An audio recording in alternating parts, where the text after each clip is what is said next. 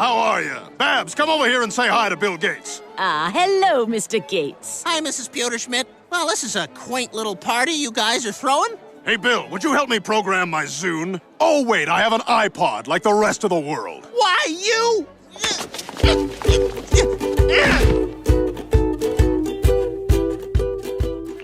Portable music first started in 1954 with the introduction of Texas Instruments' portable music player.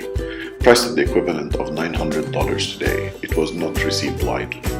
In 1964, the compact cassette was invented and quickly became a popular medium. Sony invented the Walkman in 1979 and took the cassette player into portability. It was a huge success, where Sony sold over 350 million units by 2010. Sony and Philips jointly launched the Discman in 1984. The Discman shook the foundation of the music industry.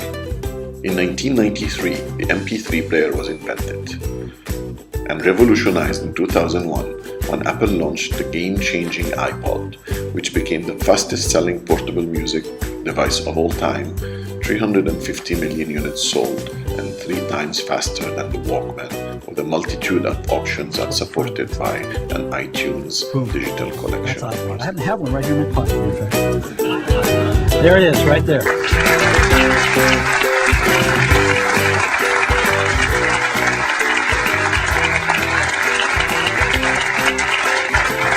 So, this amazing little device holds 1,000 songs, and it goes right in my pocket. I can't wait to launch a Zune. Don't worry, the guys are working on it. Let's go, let's fly, let's go fast, let's be a giant. I think we got a ETA of 5 years. 5 years? What kind of agility is this? A little late to the party, Microsoft decided to join on the music player wagon. Why did they do this?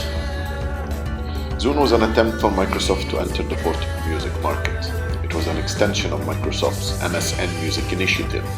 It was launched as a chasing product competing with Apple's great success with the iPod. Microsoft's competency in software allowed them to launch the Zune, a super-friendly interface. However, it was too late. In addition to Apple's lock-in with its customers through the iTunes library, iPhone was launched a year later. Once again, Apple was ahead of the curve and Microsoft was chasing behind the curve. So what happened next? A widescreen iPod with touch controls, a revolutionary mobile phone, and a breakthrough internet communications device. An iPod, a phone, and an internet communicator. An iPod, a phone. Are you getting it? These are not 3 separate devices. This is one device. And we are calling it iPhone. Today, Apple is going to reinvent. We're more than just friends. Oh, baby, it might seem like a crush, but it doesn't mean that I'm serious. The introduction of the Zune sought to challenge the dominant position of the iPod. The idea that it was a more loose platform, enabling people to share music wirelessly and have social marketing element. It had a web browser and certain functionalities that the iPod didn't. It was launched with limited software, a limited music library compared to Apple. Software updates began slowly. Microsoft made a commitment to take the Zune brand on Xbox Live, however you cannot manage the MP3 library. Microsoft started to build out awareness through artsy ads which were richer than the mass. This started to limit the scale to which they could appeal. Consumers started to see that Zune was a product-chasing market leader and that Microsoft gave no clear or price differentiation to choose Zune over iPod. The functionality was similar, but there was no silver bullet for the iPod. No switching agent. The 8GB Zune cost $10 less than its sexier Apple equivalent, and if you step up 120GB Zune, that gap only diminishes, it reverses. The Zune 120 actually cost $1 more than the Apple iPod Classic 120. The record industry engagements were limited in their interaction as they had already signed to Apple. This further limited the engagement. The Zune Points token system only to buy music was not embraced by consumers. Rather, it has been seen as a gimmick rather than a value added for consumers.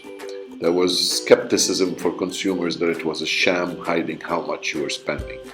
Whereas Apple users had lots of accessories, Zune had none, and this was something they were looking to build on after the launch. However, momentum never built.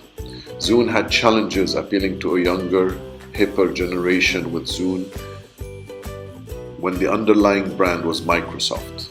Apple had taken on and embraced the hipper generation who saw them as a brand. There's a very valuable insight that we can draw from the Microsoft Zune experience. Even though companies get in trouble usually because they have binding commitments to failing strategies or processes, competence traps, or a blinkered worldview, or most importantly, a failure to respond to a technological disruption, Microsoft had actually good view and realization of the shift happening in the industry. They responded actively with a well-designed product offering a certain amount of differentiation and put their large corporate weight and channels behind it. But that was not enough. The reactive approach in this particular case was not enough because the 4-year delay in response in the world of technology is equivalent to centuries in regular industries. Microsoft realized and responded, but behind the S-curve. It is important to realize the changes and to be ahead of the S-curve of the entire industry, not just Microsoft as a company or a powerhouse. A proactive approach towards mobile phone would have given Microsoft a chance to recover their attempt to gain a strong foot into mobile media.